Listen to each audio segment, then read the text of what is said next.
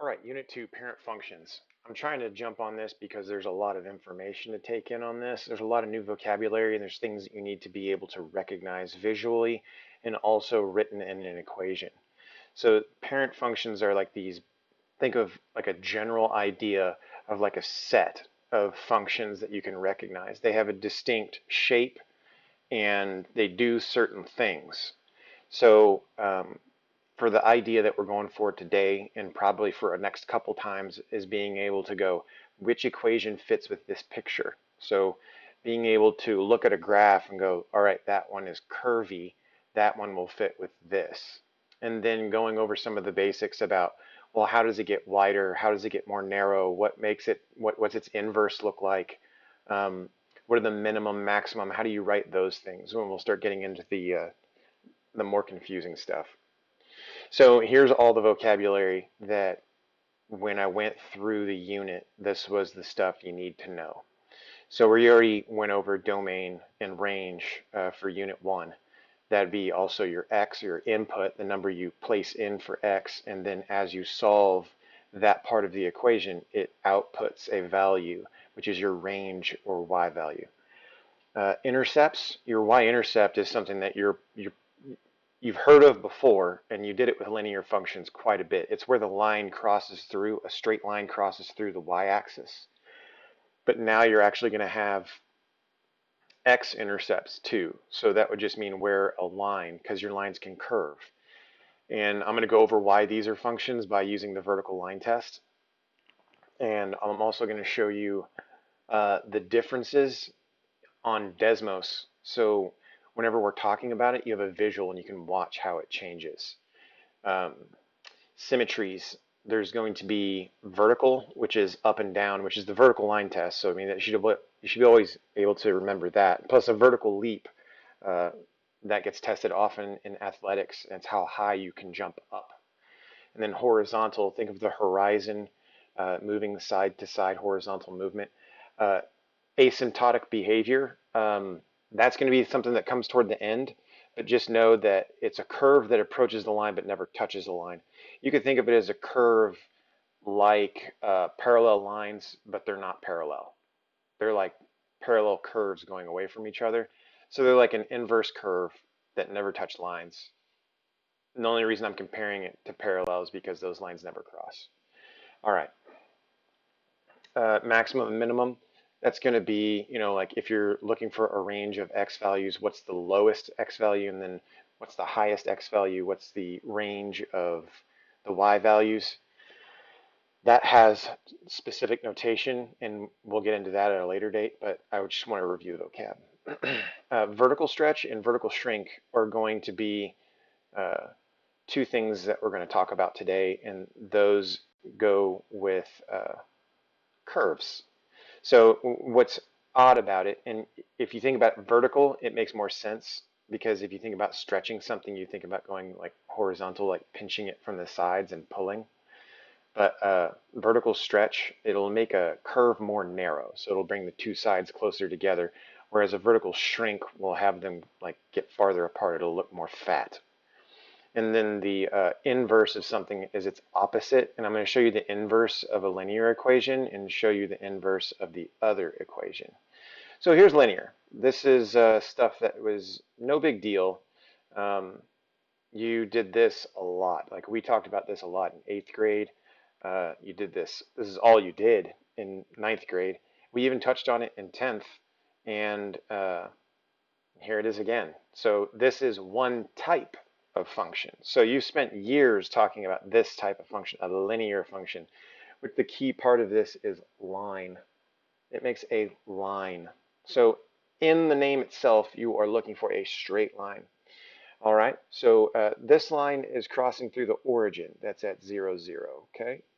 This is a positive line because it is going from left to right and is increasing as it goes to the right. That's a positive line. You can also determine the positivity of a line or negativity of a line by, is there a negative in front of this x right here? If there is, then you have a negative line. So just to review, there was the equation that you probably kind of remember, y equals mx plus b. Okay, so this was your slope. This was your input value, and this was your y-intercept. Okay, so what I want to do is just highlight the simplest version of y equals mx plus b, a linear equation, and then start bringing some ideas into it so we can review the parts. There's nothing in front of this x, so we can put a 1. Right now we have a slope of 1 over 1. Okay, so look, if you go up 1 over 1, up 1 over 1, up 1 over 1, up 1 over 1, up 1 over 1. And then the opposite of that would be down 1, left 1, down 1, left 1, down 1, left 1, which would be a negative 1 over negative 1. If we are to use this equation, substituting in these x values for x, which would be like right here. So what you'd be seeing is this. So this was your x value substituted in for x, and you got an output of y. That's the confusing part about this is you're given your x value over here for your function, and then whatever is output is your y value. So you can see that at negative 2, negative 2, negative 2, negative 2, we have a point there. Okay. I'm just going to show you again for negative 1. Substitute that x value in for x, and it turns into your output, negative 1. So we've got negative 1, negative 1. There it is right there. Okay. And then 0. This would be where your y-intercept is. Anytime you have an x value of 0, notice we have nothing added or subtracted on this equation, so it says plus 0, basically. So we know that whenever we substitute it in, we're going to get 0. That's why it's crossing through the origin. This process is going to continue at 1, 1 and 2, 2. So that is the most simplistic version of substituting in for a linear equation. Let's take a look at something else. Okay, so as I was saying before, if you don't see a number in front of your variable, that's called a coefficient. If you don't see a coefficient, that means there's always a 1 there. Anytime you have a whole number, you can always divide it by 1. So if that were 5x, we could put a 1 underneath it, and we'd have a rise of 5 and a run of 1. So I'm just going to go ahead and do this. We have 1 over 1x plus 2. Okay? So we always know that this is our b. That's our y-intercept. I'm going to go ahead and start it right there at positive 2. That's where it's going to cross through the y-axis. Okay? I can always start from there and go up 1 over 1.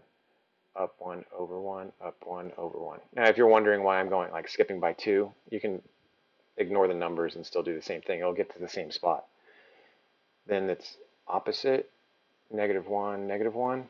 Okay, and you can see that we have a positive line that's crossing through at positive 2. All right.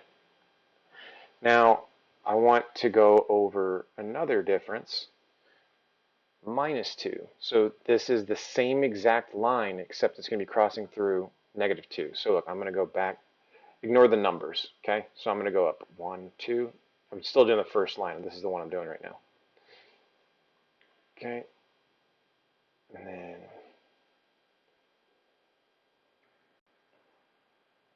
I'm going to use blue to do the second line so you can see the difference. So it's going to be crossing through at negative 2. So 1, 2.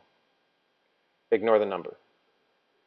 So it's going to go up 1 over 1 because remember, in front of a variable, there's always a coefficient of 1. What can you divide 1 by to still have 1? 1. So 1 divided by 1 is 1. That's why you can put a 1 underneath whole numbers. All right, so that's a rise of 1, a run of 1, up 1 over 1, up 1 over 1, up 1 over 1. And you can see how it's making a parallel line because these have the same slope but different y-intercept. So if they have the same slope, you're always going to have a parallel line. Same slope equals parallel line. Okay? Those lines will never cross each other. They're just starting at two different spots. So there's the difference right there. One started at plus 2 on the y-axis, one started at minus 2 on the y-axis. So what about if we have something else that is, I'm going to get rid of these two lines, it would be too much. X divided by 2. Okay, so what happens when we don't have a number in front of the coefficient? We have a 1. So that's 1 over 2x. There is no plus b, so it starts at 0. So we go up 1 over 2, up 1 over 2, up 1 over 2. You can see that this line is approximately half as slanty as the other line, the other two lines that we just did. Okay, so as you get a lower coefficient, the number in front of the variable for a linear equation, the line gets flatter. If we did like 1 over 8, we'd have to go up 1 over 8, and the line would be getting flatter and flatter and flatter if we kept making smaller numbers. So what about if we double what we did in the first two? Okay, let's double it. I'm going to use red. You can still see here that we have no y-intercept, so that means it's going to cross through the origin. What can go underneath every whole number? A 1. So we're going to go up 2 over 1. You're going to see this is going to be twice as slanty as this one, and 4 times as slanty as this one. So watch. Up 2 over 1, up 2 over 1, up 2 over 1, up 2 over 1, and reverse it. Okay, so you can see the difference. Now the only thing that if we had like plus 5 on the end of these, they'd have started at right here. And then we'd have done the same thing. Up 1 over 2, up 1 over 2, up 1 over 2. So the basics of linear equations change the way the line slants.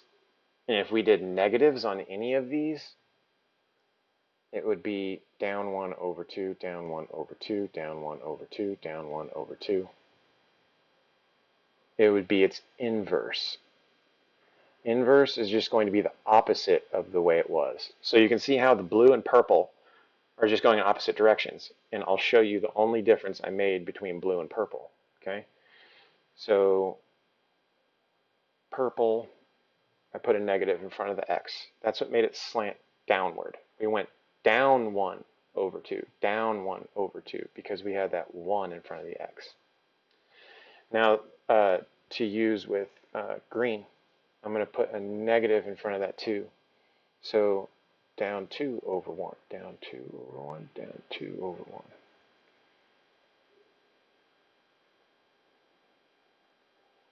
Now, I know this is overwhelming. You're not going to have to do this, but I just wanted to show you the comparisons. You see how the red and green are crossing through each other? Those are inverse linear equations. So they have the same slope, but one is positive and one is negative. Okay? So you can see how these are opposites of each other. It makes a pretty cool picture. That's not the point, but you get what I'm saying. So part of your assignment is going to be to recognize these changes. Okay, like what exactly is happening if I did this? Oh, that means it would move it up to. The line would move up to. The slope would be blah. Or it would move it down 4. And then the slope would be up 2 over 1, up 2 over 1. So we want to be able to identify the y-intercept and the slope. So the quadratic equation. This is basically the thing that if you see a floaty 2 after the x, you're going to have this U shape. Now the inverse of this would be it going in the opposite direction. Okay? This is where vertical stretch and vertical shrink come into play. I'm going to do my best to try and explain that. So notice that it has x to the second power. So let's start with an easy number, like the function of x equals 0 squared. All right, so 0 squared is 0. And look at that. You can see it right there, 0, 0. What about 1?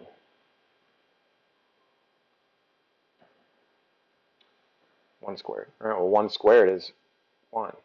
And then you can start seeing this exponentially grow. So it's gonna double itself over and over. So if you actually were to mark this, then you'd go over to 1 and up to 1. And look, it's right on the line. And then if you had 2, that would be 2 squared, which is 4. So over 2 up to 4 is right there. Okay. Now the thing that makes this other side go positive is I'm going to do it over here. because this is how squares work. Negative 1. So if you substitute a negative number and you square it, okay, negative 1 times negative 1 is positive 1. So that's why if you go to negative 1, you get positive 1. And there's the point.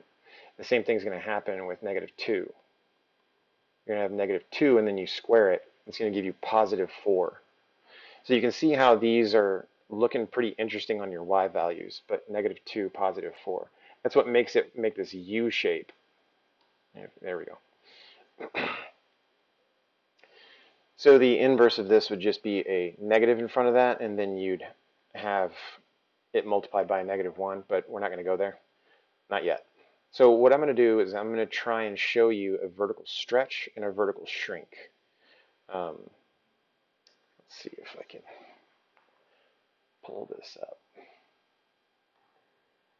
Okay, Desmos. All right. So what we were just doing was, no.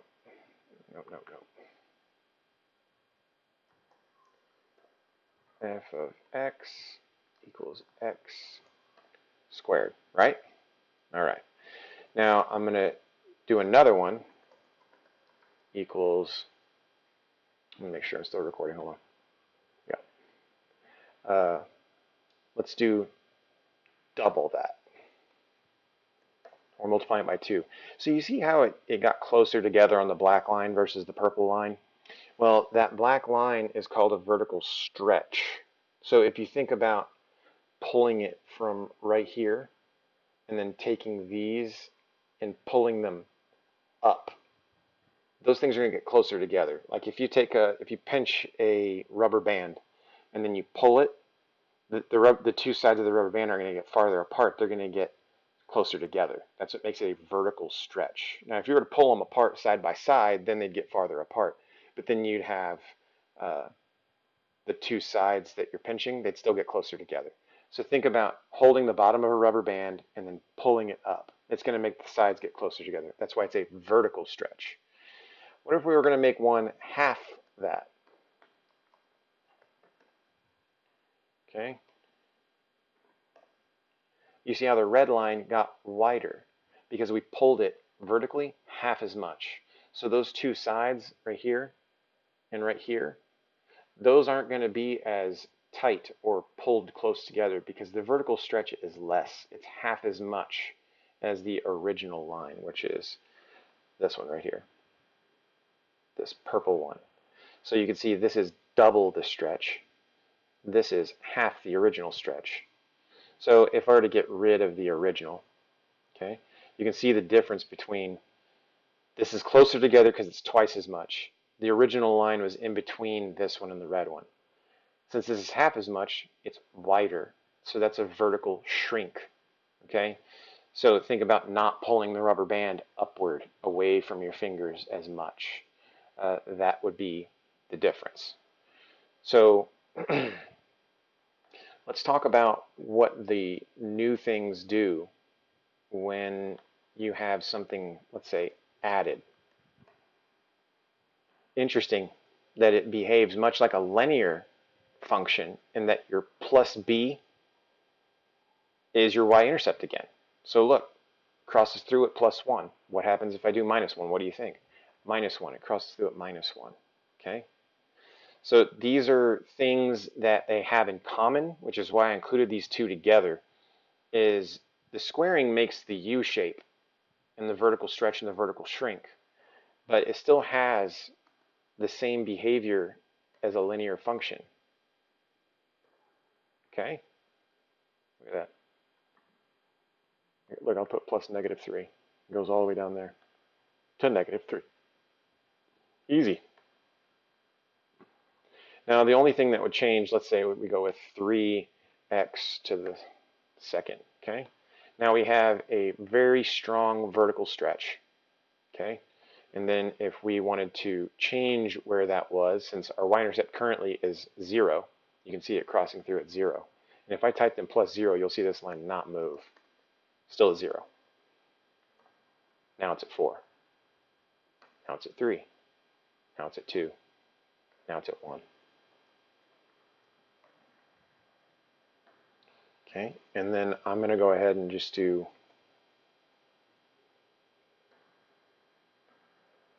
see, now we have a vertical shrink. It got wider because I'm pulling it 1/3 as much as the original line, or 9 times less than what you just saw. So not really a big deal on the change, but it's something that I think is worth noting. For an assignment, you're going to see something like this.